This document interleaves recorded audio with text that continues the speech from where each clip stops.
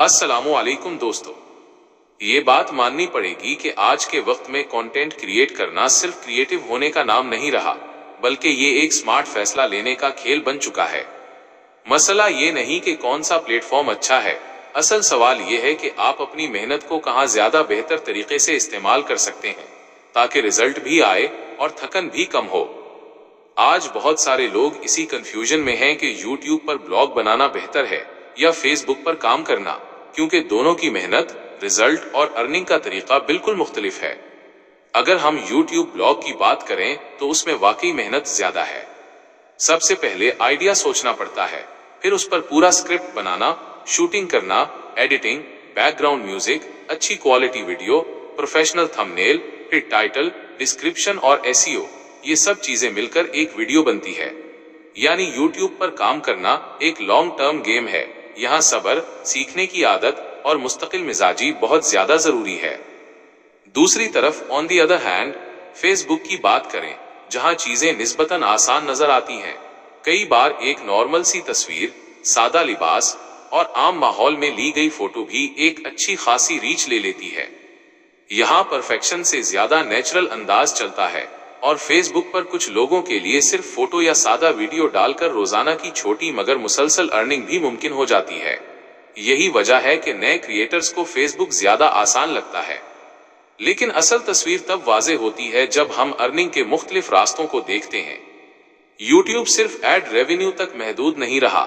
आज YouTube पर affiliate marketing, sponsorship, brand deals और प्रोडक्ट प्रमोशन जैसे कई ऑप्शन मौजूद हैं। अगर एड रेवेन्यू कम भी हो जाए तो एफिलिएट के जरिए अच्छी खासी इनकम बन सकती है। यानी YouTube में मेहनत ज्यादा है, नो डाउट, मगर अपॉर्चुनिटीज भी तो ज्यादा है ना। समझने वाली बात यह है कि किसी एक प्लेटफॉर्म को छोड़ना सॉल्यूशन नहीं है। आज के वक्त में स्मार्ट क्रिएटर वही है जो एक ही कंटेंट को मुख्तलिफ प्लेटफॉर्म्स पर इस्तेमाल करे। अगर आप वीडियो बना रहे हैं तो उसे YouTube पर भी अपलोड करें, फेसबुक पर भी और इंस्टाग्राम रील्स में भी। हर प्लेटफॉर्म का अलग अलग फायदा है। कहीं फौरी रीच मिलती है, कहीं लॉन्ग टर्म ब्रांड बनता है और कहीं मुख्तलिफ तरीकों से कमाई के दरवाजे खुलते हैं। अगर कोई शख्स फेसबुक से महीने के 50,000 भी कमाना शुरू कर दे तो ये किसी आम नौकरी से कम नहीं है। मसला तब बनता है जब हम दूसरों की अर्निंग देखकर अपनी कम अर्निंग को बिल्कुल बेफायदा समझने लगते हैं।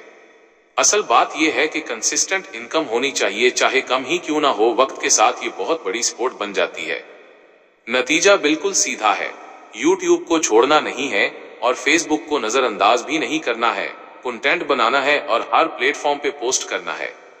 जहां कम मेहनत में रिजल्ट मिल रहा हो वहां फायदा उठाएं और जहां ज्यादा मेहनत है वहां उसे मुस्तकबिल की तैयारी समझकर काम जारी रखें। आजकल के डिजिटल दौर में कामयाबी एक प्लेटफॉर्म से नहीं बल्कि स्मार्ट स्ट्रेटेजी से आती है। याद रखिएगा। अपना बहुत ख्याल रखिए।